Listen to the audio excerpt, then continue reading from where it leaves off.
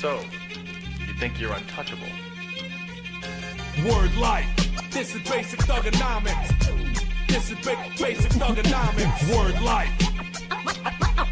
I'm untouchable, but I'm forcing you to feel me. Word life. This is basic thugonomics. Word life.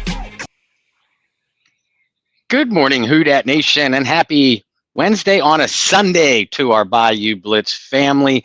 I am Bob Rose, one of your co-hosts to your Bayou Blitz. Joining me is Brendan Boylan, your other co-host to your Bayou Blitz. And because everything was just chaotic this past week, Brendan and I decided to move our usual Wednesday/Thursday show to Sunday. And Brendan, I'm kind of happy we did, because we have it's not enjoyable news, but we do have big news to report about the New Orleans Saints. How are you this morning, my friend? I'm good. No, I did not anticipate this to be like an entire Derek Carr episode, but that's what we're going to get today. Also, just sidebar with the intro music, like since Cena has now, turned heel, like, can we get Dr. Thugonomics back for the rest of this run? Like, I think it's only fitting and it's only fair. I think we're gonna run with the Dr. Thugonomics. Hey, listen, I'm okay with that. The intro has grown on me a little bit. As far as WWF, WWE music goes, I would prefer. I prefer the DX or the Undertaker theme. Maybe we can dust off an Undertaker theme for our draft-a-thon. Yeah, that would be good. I think like every Saints pick, when they're on the clock and we kind of like breathe for about 30 seconds and see if we can, beat the commissioner to the stage. I think we should have like different intro music for each draft pick. I like that. I think that would be fun. But yeah, Derek Carr episode. I was really hoping we could kind of avoid some of these for a while. But it is like the winter sickness that I feel is going around the entire country. You just can't get rid of it. It just continues to pop up for everyone. So I want to backtrack before we get to kind of where we are, right? So the rumors started swirling before the official hire of Kellen Moore. There were some rumors circulating and speculating about the future of Derek Carr in New Orleans, because there was going to be a new offensive coordinator, because there was going to be a new head coach. And we even talked about, and we documented, right, in some of our conversations, that look, like, Derek Carr was brought in under Dennis Allen. We've talked about that ad nauseum. But that same philosophy should go for another head coach. Like, if there's another head coach that comes in and they want their quarterback, they should have the ability and the right to do so. So that kind of stirred some things. Was like, okay, well, like, does Kellen Moore want to proceed with Derek Carr? Which then also, brought in the other half of that conversation of, is the franchise going to require Kellen Moore to stick with Derek Carr for another year because of the contract? And then you get to Super Bowl week and Derek Carr's nowhere to be found. And that was shortly after the comments that he had bought his quote unquote dream home or forever home or whatever. I think it was forever home in California. And, yeah, maybe you get a pass because you're moving and whatnot. But the biggest stage of all the football is in New Orleans. And you have guys that aren't even Saints anymore. Like, Sean Payton was there and involved. We're not talking about like a guy who's retired. You're talking about a guy who's coaching for another franchise was there. The greatest Saint in the history of the franchise, Drew Brees. You expect him to be there, but Drew's there doing stuff. You have guys on the roster that are not big names and not superstars that decided to stick around, or fly back into New Orleans for Super Bowl week. You had retired Saints greats. That rubbed a lot of people the wrong way, which also caused the speculation of, is Derek Carr coming back if he's not in New Orleans right now? So there was a lot of things kind of swirling and going on, and over the last few weeks, it became a little bit more clear with reporting from our friend and colleague John Hendricks and others that it appeared that Carr was going to be the guy. Mickey Loomis, made some comments as well that led everyone to believe that Derek Carr was going to stick around at least for this upcoming season, but that still had issues because of the contract, which dates back to comments from Derek Carr about how he would not take a pay cut because of what he's put on tape, but that he would help restructure and whatever. And that goes back to one of my classic Brendan Boylan PR training where I said, you should have just shut up after you said you wouldn't take a pay cut, but you would restructure and do whatever you could to help the team.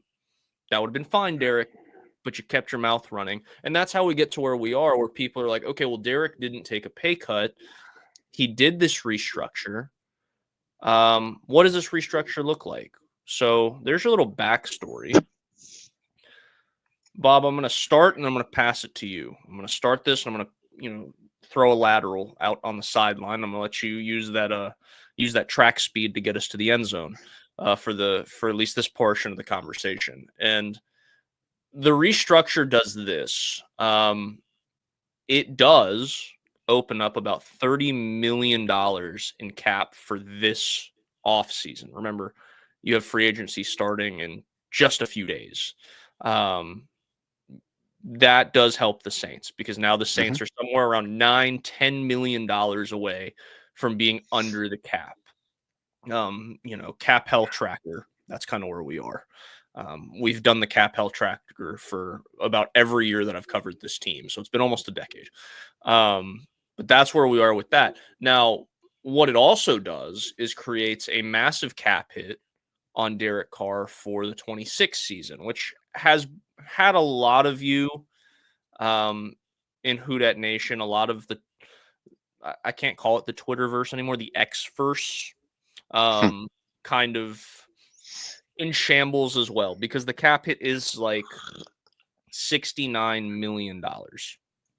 So, Bob, what does that actually look like?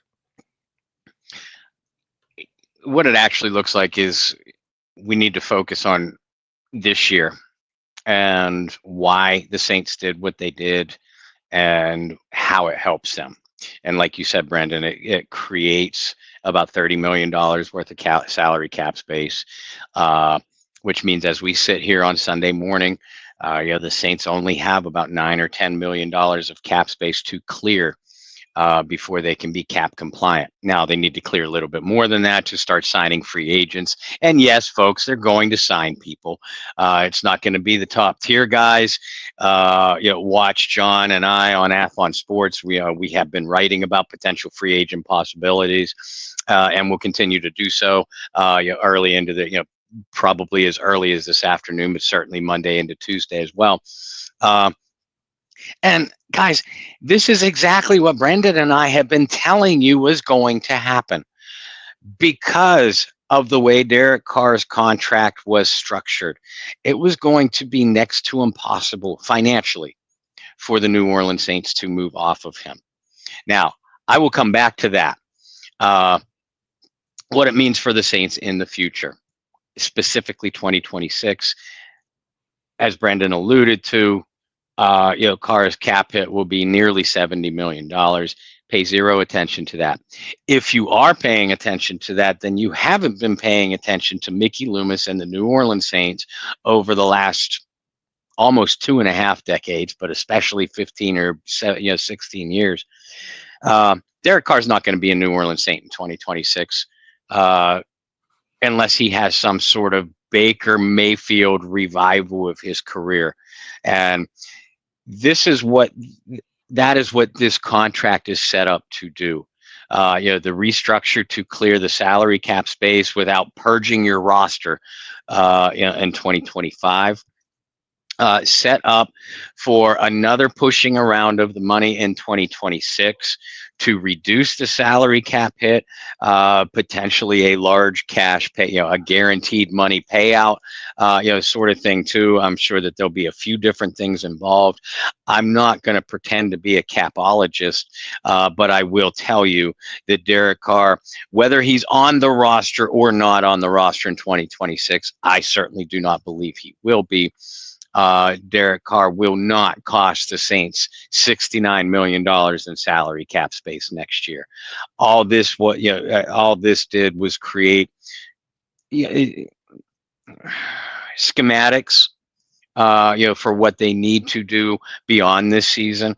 But as I'm telling you guys to focus on what they did for what they've created and set themselves up to do for 2025. That's what the Saints did. That's what Derek Carr did. This is for 2025. Mainly because, again, we've been telling you all along, because of the contract, Derek Carr was highly unlikely to move from New Orleans.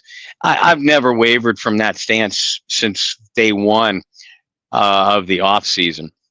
Because while I agree with you, Brendan, and we, again, you and I have said it all along, Kellen Moore has the right to, and likely will, have his say on who his quarterback will be. But if you move on from Derek Carr this year, who are you going to get? Sam Darnold, Kirk Cousins, Aaron Rodgers, Geno Smith, Jimmy Garoppolo, Russell Wilson, Justin Fields. The answer is a resounding no to all of those. And it's a definite no now that the Saints have made this financial move. I know we've been hearing draft mumbles about, hey, maybe Shedeur Sanders will fall to 9. Hey, maybe the Saints will reach for Jackson Dart or even Jalen Milroe at 9. That's now unlikely to happen. Kellen Moore will, I feel very confident anyway, that Kellen Moore will still have his say on who his quarterback is going to be, but it perhaps will not be this year. Again, the finances have kind of tied the Saints' hands. If Kellen Moore absolutely despised Derek Carr for his system, as the bogus reports were coming out Super Bowl week, and as we told you at that time, those aren't reports; those are fans wishing this to be true.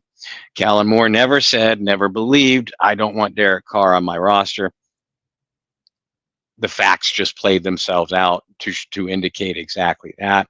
I think Kellen likely, and in all likelihood, along with the Saints organization, just realized our hands are kind of tied right now.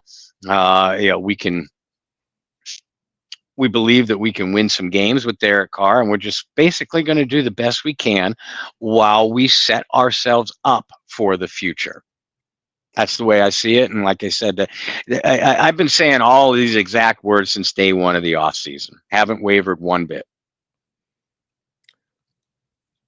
I think the one thing that Kellen Moore should do, let's see if it happens, and I guess we'll get a better understanding in the next week or two. I think it would be smart for Kellen Moore to bring in a quarterback that has played in his system before to be a backup. That means you're going to have to open up a spot, or at least you keep somebody on the off-season roster through camp, and then maybe they just become a guy who gets cut at the end of camp. But just someone who has been there, has the experience, and can kind of share some knowledge, whether it be Derek Carr or to the younger guys, the Rattler and the Hainers of the world. I know a lot of people are upset, right? And I do want to address that. I know a lot of you are upset with the news that Carr's coming back. I think it hurts a little bit more when you read some of the numbers. And, Bob alluded to, he is not going to cost the Saints $69 million in cap in 26, whether he's on the roster or not. They'll do something, signing bonus conversion, just all of that. Continue to kick the money down the road. But Derek Carr is getting his full $40 million this year. I saw a lot of people upset about that. Yes, the cap hit's extremely high for 26. And this is kind of what I want to talk about. while I personally did not think that this experience would go as poorly as it has, I am very shocked that there are this many people that despise Derek Carr. Again, because of the expectations from the jump, I was like, you know what, this might not be the prettiest thing in the world, but it's not going to be terrible either. It has been beyond terrible. I have never seen a fan base turn on a guy the way that this fan base has turned on Derek Carr. And does he deserve a lot of it? Absolutely. He has not lived up to expectations. Maybe those expectations were unfair, but he has not lived up to anything close. And as Bob and I have alluded to in the past as well, I think Bob thinks a lot of it too isn't just his play on the field. Like a lot of it is because he has not been personable at all. Listen, I'll interrupt you because I see you struggling to take the politically correct approach. I'm just going to go. I don't want to say it. I'm just going to go the Bob approach. It's hard to support a guy when he's acting like an absolute dick. Whether it's on the field or off the field, a petulant child, an asshole, fill in blank. They've all applied. To me, Derek Carr's play on the field hasn't been nearly as bad as what a lot of you make it out to be. I just listed a bunch of quarterbacks in the previous segment that would be far worse alternatives than Derek Carr, and there will be far worse alternatives to Derek Carr returning on several other NFL teams this offseason. But he's already following in such a giant shadow cast by Drew Brees. So the expectations were just, they were never going to be met, especially with an aging and deteriorating roster. That didn't help him. But when your play is uneven, and I think it's fair to call Derek's play uneven. I don't think it's been bad. I don't think it's been good either. It has been erratic. It has been extremely frustrating. And again, we have to remember, guys, we're not watching Drew Brees here. So he was always going to fail in that category, and thusly, fans were always going to turn on him, unfairly so, because of that. But when you act like he has acted, to teammates in interviews and off the field, and just the unspoken actions speak the loudest to me. When you're a dick and you're Derek, we have watched the film and you ain't all that. Nothing matches up here. It's like licking your fingers and sticking them in a light socket. That's what kind of reaction that you're going to get, or consequence rather. And that's what kind of reaction that he's gotten from the fan base. He's not. I can very well remember the Danny Werfels and Heath Schulers and the Billy Joe horrors. And Doug Nussmeier, love you as a coach. You're an awful quarterback, man. I can remember all those guys, and Derek Carr is nowhere near that. But he's made it so much worse. And there we have it. Like I said, I went the Bob route and saved you the struggles of political correctness. Yeah, I always leave it to Bob to say it. Here's the thing: there was like a little trend or something going around, and it was like a grid, and it was like good player, great player, loved by fans, divided, like hated by fans. Like you've seen it. Yeah. The one that I thought was accurate or the few that were accurate when it came to New Orleans, was the people that put Derek Carr as an average player and hated by the fan base. Anybody that put him as a bad player and hated by the fan base, just the emotions have overtaken. You have like beer goggles on at that point. Yeah, Like, well, it's no- either that or they're only young enough to have watched Drew Brees throw the football for the New Orleans Saints in their lifetime. Maybe a combination of the two. and that's fair as well. But he's, to Bob's point, and Jason said in the comments that you nailed that whole spiel, which I agree, is that Derek's not a bad quarterback. But like Bob said, you can be a good quarterback. But if your actions to your teammates and your fan base are anything like what Derek Carr's have been, it doesn't matter. And I've said this before in other sports, right? I have watched some god awful teams as a fan of the teams that I'm a fan of, right? Or covered. It's really difficult to root for guys on a bad team when their attitude is bad. But I'll be damned if some of my favorite players to cover or watch as a fan over the years have been guys that were on putrid teams, but damn it, the effort was there every game. Hmm. In their media availability, they were accountable and understood frustrations of the fans. And then when they went out into public, whether it was because they had to, because it was a event with the team, whether it was charitable, whatever it is, that they were, stand-up dudes. Those are the guys you end up rooting for, even if they weren't that great, even if the statistics were not there, even if the team was putrid. And Bob, I know you have yours from, the Saints teams of the 90s and 2000s where you're like, that guy wasn't a Pro Bowler, who wasn't even like a average starter, but man, I really loved watching so-and-so. Mm-hmm. And everybody in the comments and everybody watching, I know when I talk about this, there's a player that immediately jumps to your head from whatever sport it is. And that's the power of, being a decent human being. And going back to what Drew Brees said to Zion Williamson all those years ago was like, if you love New Orleans will love you back. And yes, New Orleans is a very special place, but I do believe that you could take that same thing and just substitute cities and it be true across the country. You look And at yet, Jameis Winston and how loved yep. Jameis Winston is as a human being, and rightfully so. And he's still having a good time down in New Orleans, like this week. Yeah. So, yeah. But yeah, I mean, remember Jameis is a quarterback, and I'm a Jameis supporter. I am, and I want to see him do well, but I also recognize him for what he is. And you can throw Jameis into that the name in the hat group. That we've talked about several times. Not only the Kirk Cousins and Geno Smiths, Sam Darnold's, blah blah blah, but the other.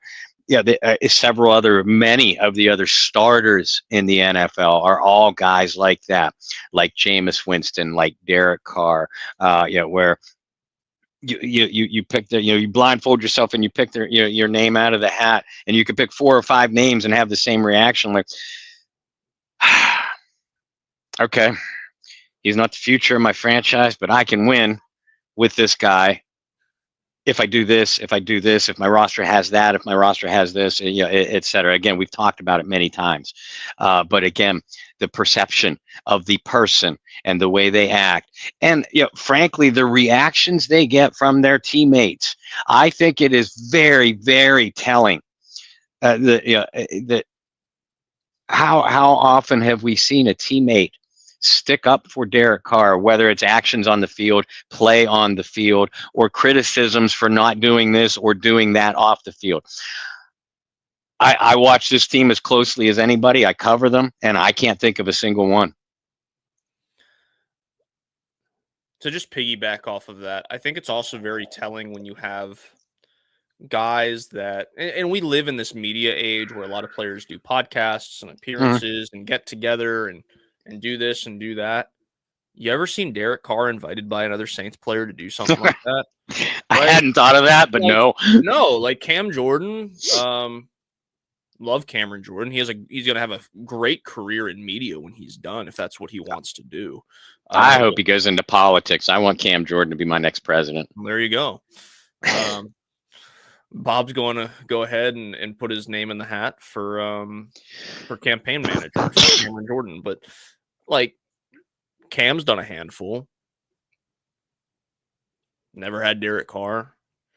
Tyrann Mathieu has a voice, maybe not so much like podcasts and stuff, but has done appearances and has a strong voice in the Gulf Coast region because of who he is.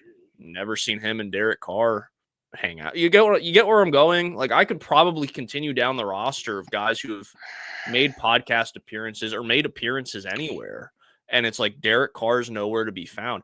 I think that's very telling too, because as a coach, a Hall of Fame coach at that, that locker room chemistry is extremely important. A, but maybe even more important, B, is that locker rooms become families.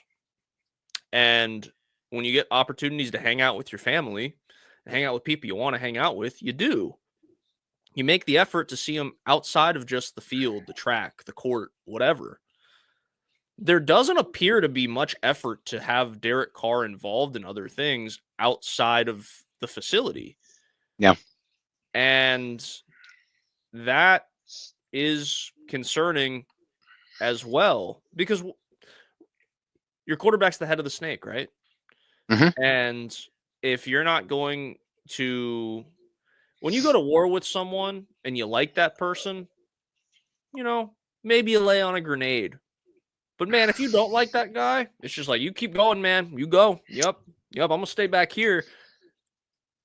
And I feel a little uneasy going into the season because of that. Take the restructure away, right? Take the restructure, take the money, take all of that part of the conversation out of it. I feel a little uneasy because, like, yes, on paper, and somebody threw it in the chat. I'm gonna go back and find it real quick.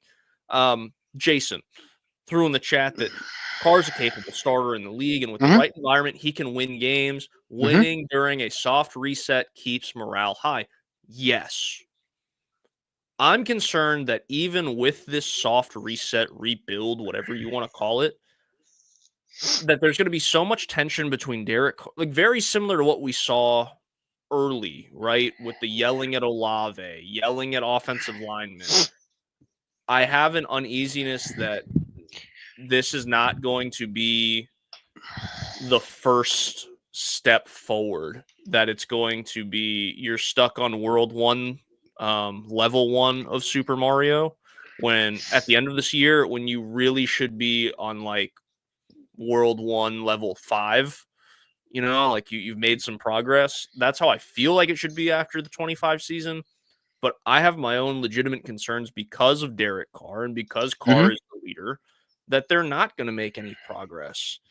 And that it's going to be one of those years where, like you might win more games, but there's still like an unhealthy amount of uncertainty about the franchise moving forward. Yeah. And listen, this thing could go sideways real fast for all the reasons that you just mentioned.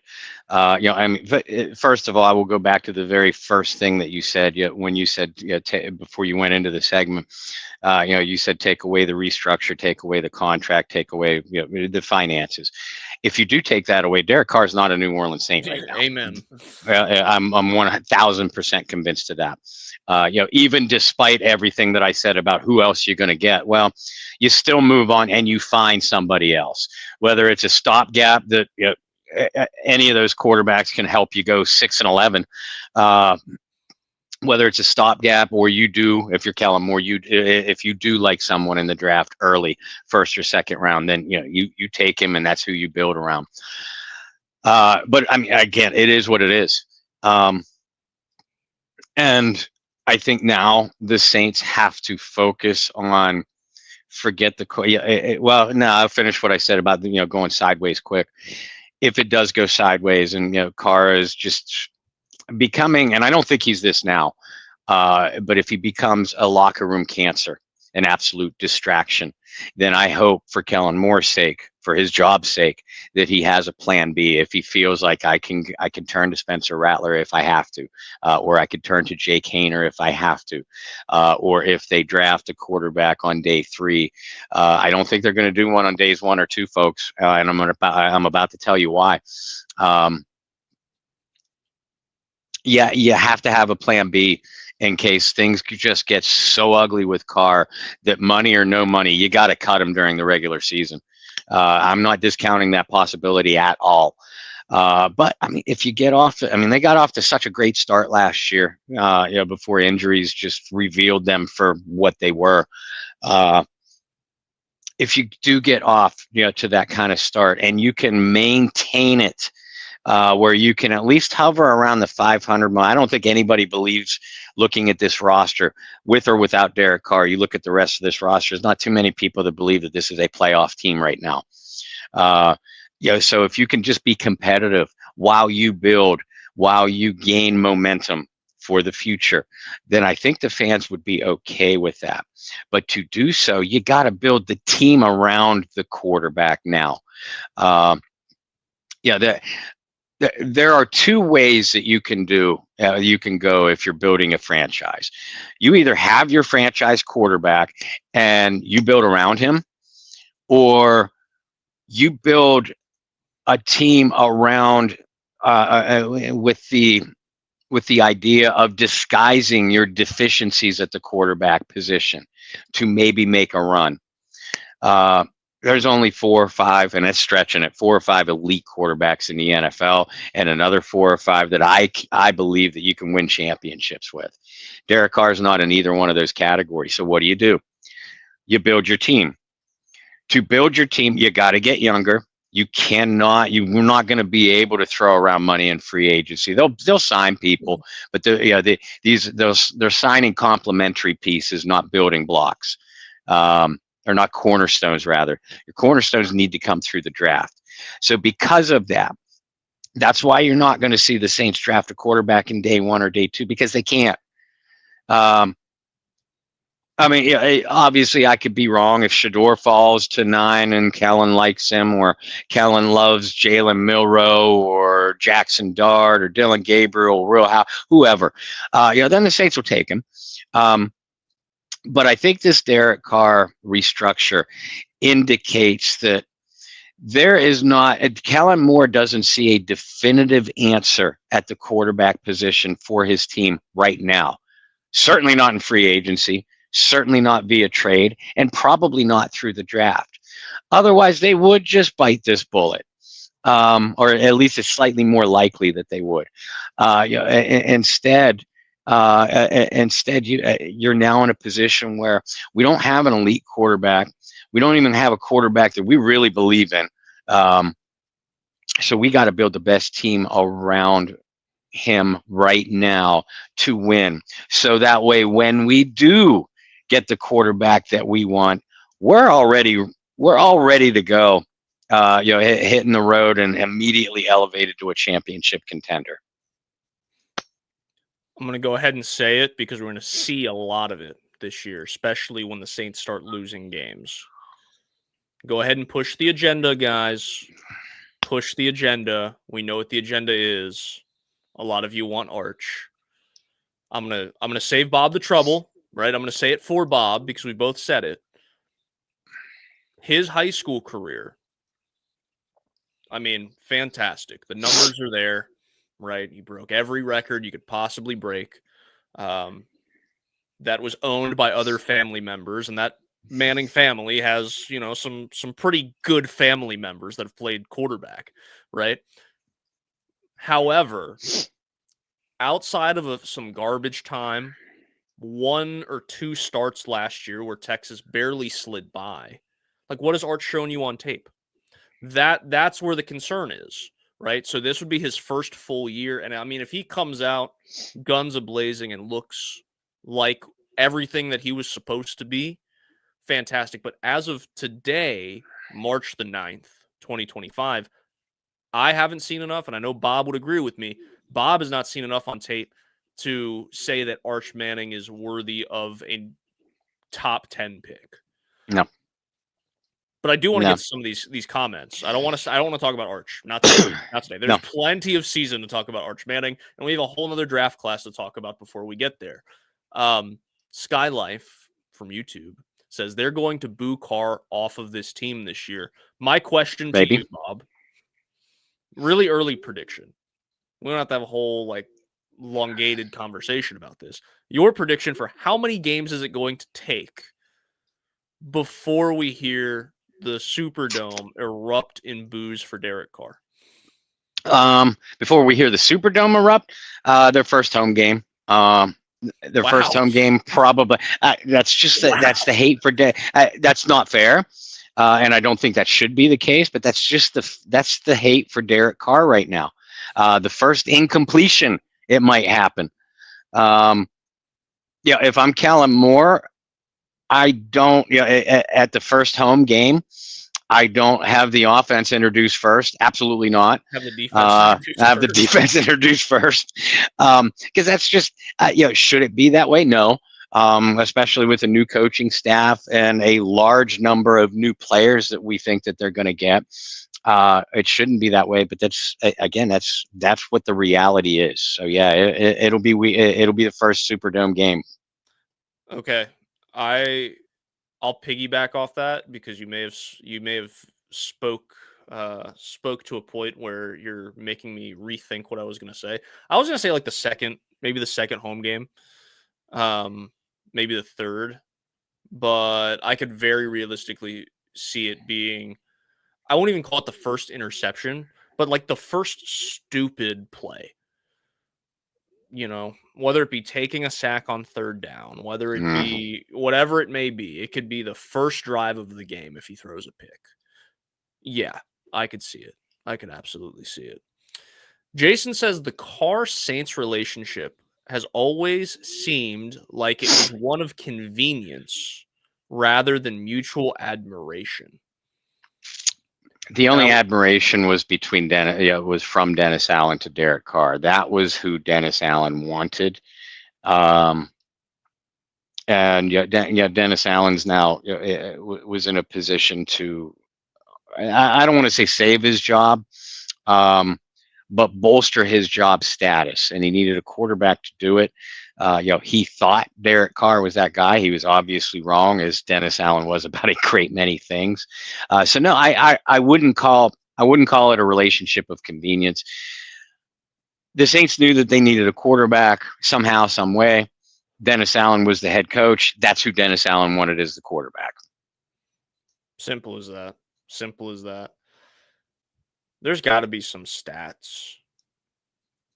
I might have to dig into this before the season is like what it, and I think I saw it at one point, but like Derek Carr, Dennis Allen having one of the worst winning percentages between a head coach and a quarterback.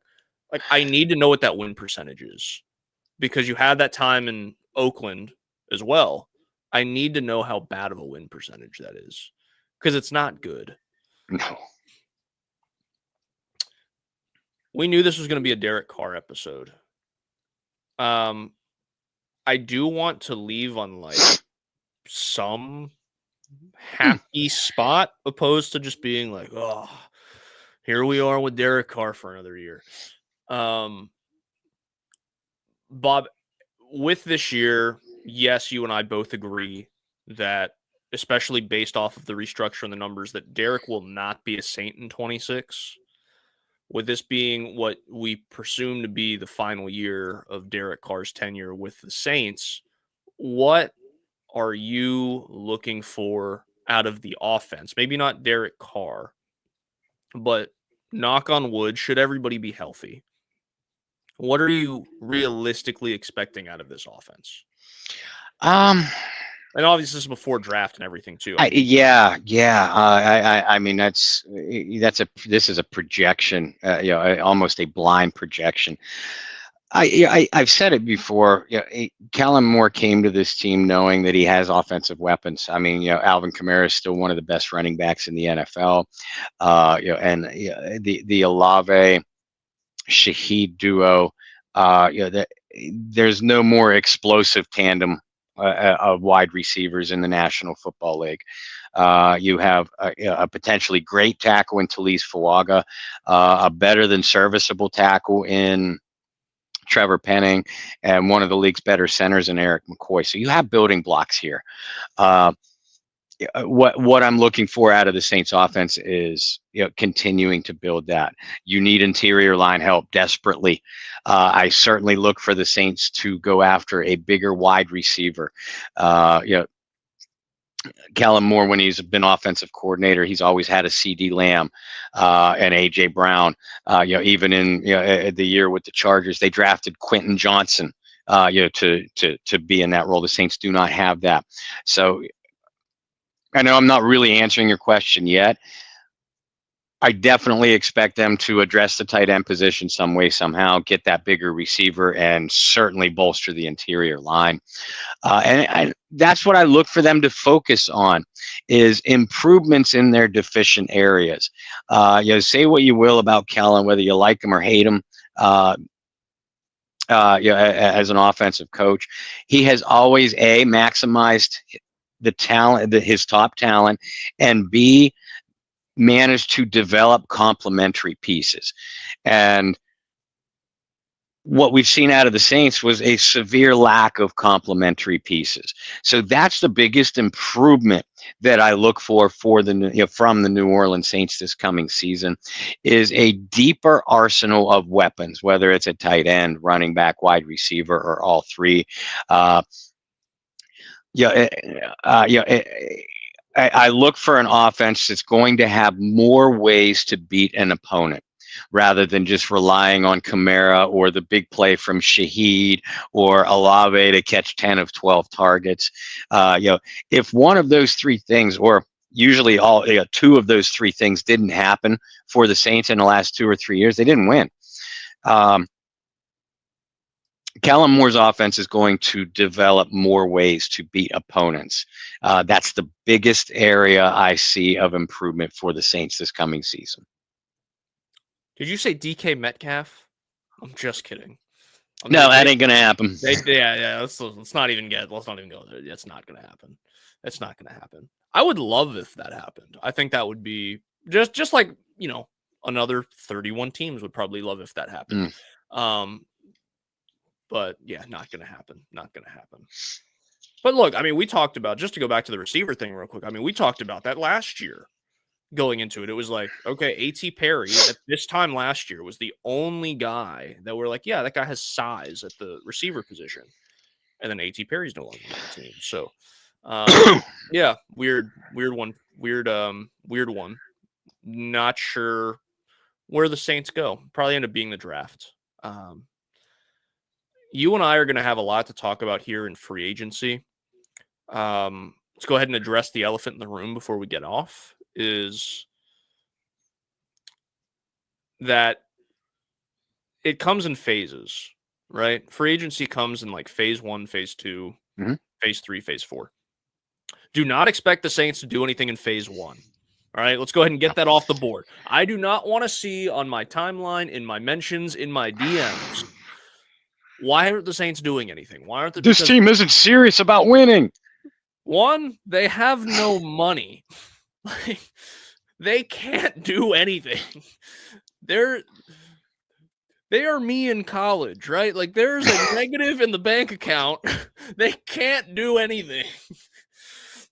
And we've all been like, we know what we're talking about, but literally, like, they as of today, they couldn't do anything. Now, they're going to make some moves to make sure they're within whatever, to make sure they can do something. But this is not one of those years where it's like, wow, the Saints really went and spent some money. It's going to be a lot like last offseason with bargain deals, right?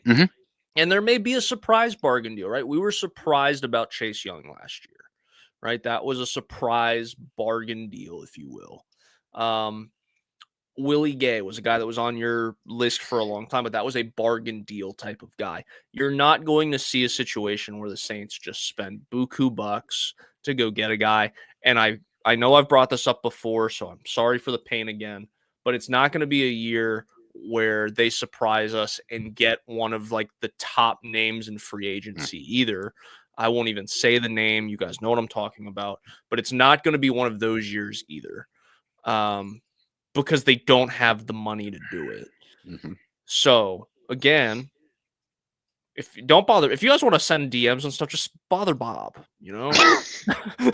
I'm just kidding, but please, for the sake of both of us, I don't really want to see a ton of it on the timeline. I don't want to see a ton of it in direct messages.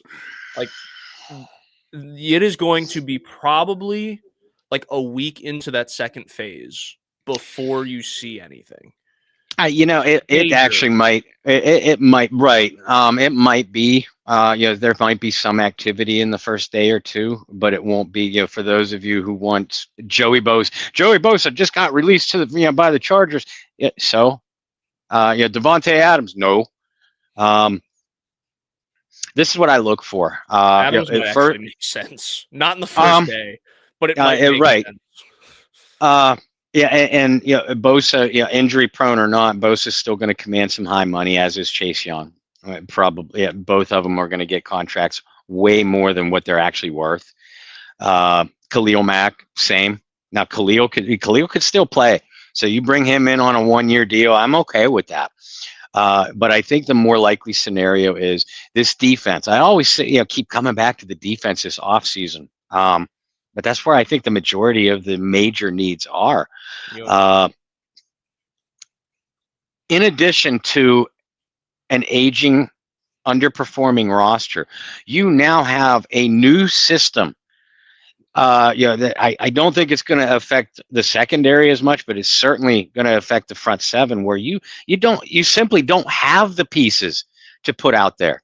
So, you're looking for names. Morgan Fox, has been a defensive end in a 3-4 front for Staley with the Rams and the Chargers. Denzel Perryman, great fit for this system. Yep. Troy Reeder, same. They have both played for Staley. You're waiting for an edge rusher. Leonard Floyd, he's not on the level of a Khalil Mack, but Leonard Floyd is a veteran option that would be cheaper. You bring him in on a 1-year deal. I still think they draft someone too high. That they draft someone high. Maybe a John Johnson or a Asante Samuel back in the secondary. Those guys have played for Staley. Those are the kind of names that I'll be watching. Not necessarily headline grabbers, but guys that will fit the Saints defensive system. Offensively, I don't think Mekhi Becton is going to command top dollar, but I do think he's going to come off the free agent market early. Mekhi Becton was a tackle for years, played very well at guard for the Philadelphia Eagles and Kellen Moore last year. So I do look, the activity, as you said, Brendan, is going to be mid-tier. Very little of it early. Like that first day when we're just get blasted with headlines. Saints aren't going to be among that. But day 2 or day 3, where some of these names I think are going to be, like under the radar, headlines, like page 2 headlines, but key additions. Those are the names that I'll be watching. And if the Saints have any activity early in free agency, it's going to be, I don't think they're going to re-sign Chase Young, but if they do, it's got to come early. If they re-sign Paulson Adebo, which I think is a major need, it's got to come early. So if the Saints have any headline grabbers on day 1 or day 2, that's where it's going to be with an in-house guy. Yeah, re-sign your own. The names that you just said, I will say Denzel Perryman was like a draft crush of mine, so it would make it would make me very happy to be able to see him in the black and gold for at least a season. But I'm gonna call a lot of those guys that you just named. We're gonna go ahead and kind of stamp this down as what we're calling these guys this offseason. Bargain bin finds. Yeah. That's what you're looking for. This free agency is bargain bin guys. So that's what we're going to call them. And the Saints are going to hopefully have a handful of bargain bin guys, at least on paper from the jump. We'll see if they end up being bargains throughout the season, right? Jason, you're really on top of it, man. I really appreciate you. Carr and Dennis Allen's total win percentage. Thank you for doing the research. We appreciate it. They went 14 and 25 together. That includes a 3 and 13 start as a rookie.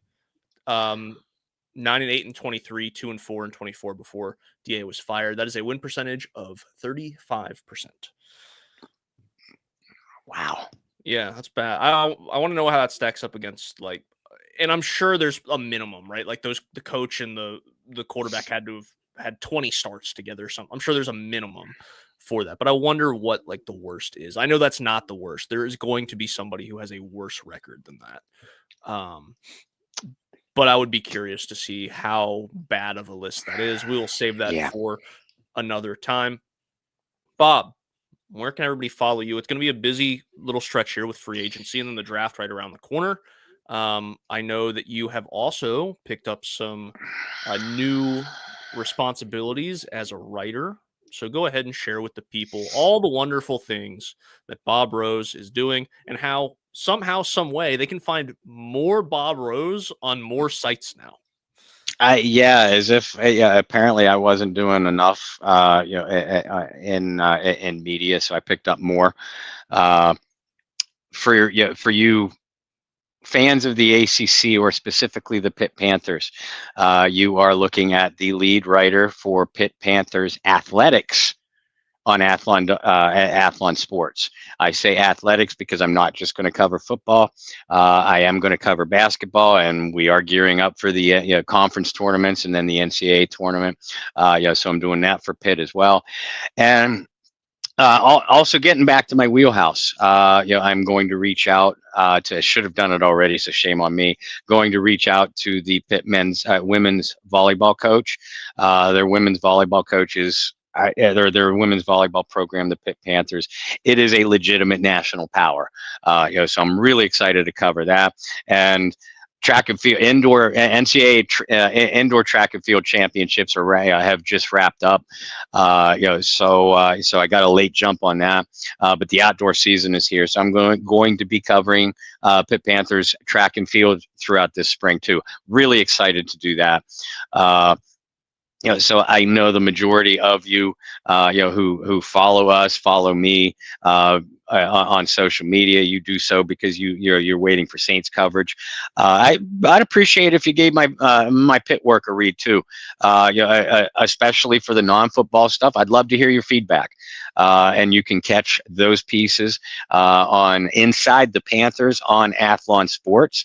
I am continuing and will continue to be doing coverage for the New Orleans Saints and the Inside the Saints site on Athlon Sports. So follow John Hendricks and myself, and we have a new edition too, which I will wait. Brandon is going to help us out with that edition. Athlon Sports is the easiest way to catch all this stuff, but I post my articles, Pitt Panthers, New Orleans Saints, and otherwise on my social media platforms too, which is Bob Rose on Facebook and at BobbyR2613. I didn't know it was humanly possible to have more Bob Rose on my timeline. But apparently it is. Gonna have Pitt, and look, Pitt basketball has some potential to make noise this tournament on the women's side. So you might be a busy fella. Yeah, They won't. Thank you for being kind. It's a down year for both. Yeah, but they got a shot. They got a shot to make a little bit of noise. So, maybe you're. Hey, that's what March is about, man. Cinderella runs. That's what the whole tournament's about. And being here in the Carolinas, trust me, the ACC tournament's on the way here in Charlotte in a little bit. It's going to be up in Greensboro as well. Yep. So I'm going to be kind of wedged right between a lot of traffic for the next couple of weeks between the two. For myself, you can follow me virtually everywhere at BT Boylan. Also, as Bob said, I guess I will be the one to help bring in the news of another addition to Athlon Sports with the New Orleans Saints coverage. I'm coming out of retirement as a writer, as a journalist. So I will be back with John and Bob, bringing mostly fantasy football, bringing mostly betting odds, props, etc., with the potential for some articles here and there, editorial wise, and then also just anytime there's breaking news and that type of thing as well. So um, I'm excited to be back. I think you don't realize how long it's been until you really look back and go, wow, I haven't written an article in 2 Saints seasons. So it'll be good to get back, share some of that with you guys. And I'm excited. So I know Bob's thinking in his head, God, I worked with this guy for so long, so many years. And then I gotta go back and do a podcast with him. And we've been on this for 155 episodes together. And now you're like, dang, I gotta see him even more. I gotta No. even more. Man, he just won't leave me No, alone. listen. We are thrilled to have you back. When John took over the Saints site on Athlon and brought me in quickly, you were literally, and you were literally the first name, that was mentioned between us. And I know your personal and your work schedules are hectic, so you give what you can to us. But we are just thrilled, to have the three of us back together because we've always made such a great team.